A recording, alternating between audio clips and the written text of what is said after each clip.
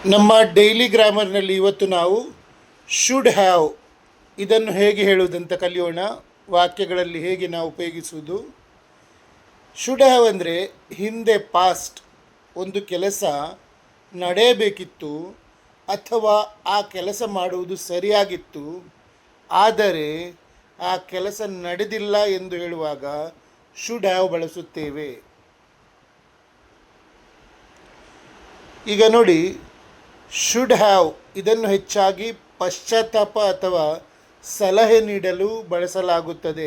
ಅಂದರೆ ಭೂತಕಾಲದಲ್ಲಿ ಹೀಗೆ ಮಾಡಬೇಕಿತ್ತು, ಮಾಡಲಿಲ್ಲ ಅಂತ ಹೇಳುವಾಗ ಉಪಯೋಗಿಸುತ್ತೇವೆ. ಇಲ್ಲಿ ಯಾವಾಗಲೂ ಕ್ರಿಯಾಪದದ ಮೂರನೇ ರೂಪ ವರ್ಬ್ ಥರ್ಡ್ ಅಂದರೆ ಪಾಸ್ಟ್ ಪಾರ್ಟಿಸಿಪಲ್ ಬಳಸಬೇಕು. ಪಾಸ್ಟ್ ಪಾರ್ಟಿಸಿಪಲ್ ಅಂದರೆ ಏನಪ್ಪ, ಇಲ್ಲಿ ನೋಡಿ, ವರ್ಬ್ ಒನ್ ಅಂದರೆ ಗೋ, ಅಂದರೆ ಗೋ ಅನ್ನುವ ಒಂದು ವರ್ಬ್ ಅಂತ ತಗೊಂಡ್ರೆ, ಗೋ ಅಂದರೆ ಹೋಗೋ ತಗೊಂಡ್ರೆ ಅದು ಗೋ ವರ್ಬ್ ಒನ್. ವೆಂಟ್ ಅಂದರೆ ವರ್ಬ್ ಟು. ಇನ್ನೊಂದು ಬರ್ತದೆ ಗೋ ವೆಂಟ್ ಗಾನ್. ಗಾನ್ ಅಂದರೆ ಏನು, ವರ್ಬ್ ತ್ರೀ. ಇಲ್ಲಿ ಎಲ್ಲದಕ್ಕೂ ವರ್ಬ್ ತ್ರೀನೇ ಬರ್ತದೆ. ಈಗ ವಾಕ್ಯ ರೂಪದಲ್ಲಿ ನೋಡೋಣ. ನೀನು ಅಲ್ಲಿಗೆ ಹೋಗಬೇಕಿತ್ತು.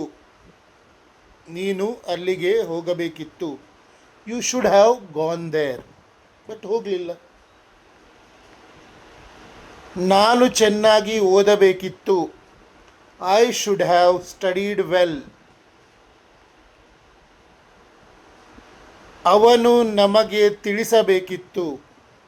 ಹಿ ಶುಡ್ ಹ್ಯಾವ್ ಇನ್ಫಾರ್ಮ್ಡ್ ಅಸ್. ಅವಳು ಸರಿಯಾದ ಸಮಯಕ್ಕೆ ಬರಬೇಕಿತ್ತು. She should have come on time. ನಾವು ಅವರಿಗೆ ಸಹಾಯ ಮಾಡಬೇಕಿತ್ತು. We should have helped them. ಅವರು ಪಂದ್ಯವನ್ನು ಗೆಲ್ಲಬೇಕಿತ್ತು. They should have won the match. ನೀನು ಜಾಗರೂಕನಾಗಿರಬೇಕಿತ್ತು. You should have been careful. ನಾನು ನಿನ್ನ ಮಾತನ್ನು ಕೇಳಬೇಕಿತ್ತು. I should have listened to you. ಈಗ ನಾನು ಇಲ್ಲಿ 8 ವಾಕ್ಯಗಳನ್ನು ಕೊಟ್ಟಿದ್ದೇನೆ. ಕೆಲವರು ಹೇಳ್ತಾ ಇದ್ದಾರೆ ಈ should have, could have, would have, might have, must have ಇದನ್ನು ಇನ್ನೂ ಹೆಚ್ಚು ಎಕ್ಸ್ಪ್ಲೇನ್ ಮಾಡ್ತೀರಾ ಸರ್ ಅಂತ. ಅದಕ್ಕೆ ಇವತ್ತಿನಿಂದ ನಾನು ಇದರ ಬಗ್ಗೆನೇ ಹೇಳ್ತಾ ಇರ್ತೇನೆ ಜಾಸ್ತಿಯಾಗಿ. Should have, could have, might have, must have ಮತ್ತು ವುಡ್ ಹ್ಯಾವ್ ಒಟ್ಟಿಗೆ ಒಂದೊಂದೇ ಹೇಳ್ತಾ ಹೋಗ್ತೇನೆ. ಸೊ ನೀವು ಇದನ್ನು ಕೇಳಿ 2-3 ಸಲ ನೋಡಿ ಇದರ ಇಷ್ಟು ಉಪಯೋಗಗಳು ಗೊತ್ತಾದರೆ ಸಾಕು. ನಾನು ಸಹ ಎಷ್ಟೋ ವರ್ಷಗಳಿಂದ ಕಲಿಸ್ತಿದ್ದೇನೆ, ಮಾತಾಡ್ತಿದ್ದೇನೆ, ಬಟ್ ಅಷ್ಟು ಉಪಯೋಗದಲ್ಲಿ ಬರುವುದಿಲ್ಲ. ಎಲ್ಲಿಯಾದರೂ ಒಂದು ವಾರಕ್ಕೊಮ್ಮೆ ಆದರೂ ಅಥವಾ ತಿಂಗಳಿಗೊಮ್ಮೆ ಇಂಥ ವಾಕ್ಯಗಳನ್ನು ನಾವು ಮಾತಾಡ್ತೇವೆ ಇಂಗ್ಲೀಷ್ ಮಾತಾಡುವಾಗ. ನಿಮಗೆ ನಿಮ್ಮ ಕೆಲಸದಲ್ಲಿ ನಿಮಗೆ ಅವಶ್ಯಕ ಬೀಳ್ಬೋದು.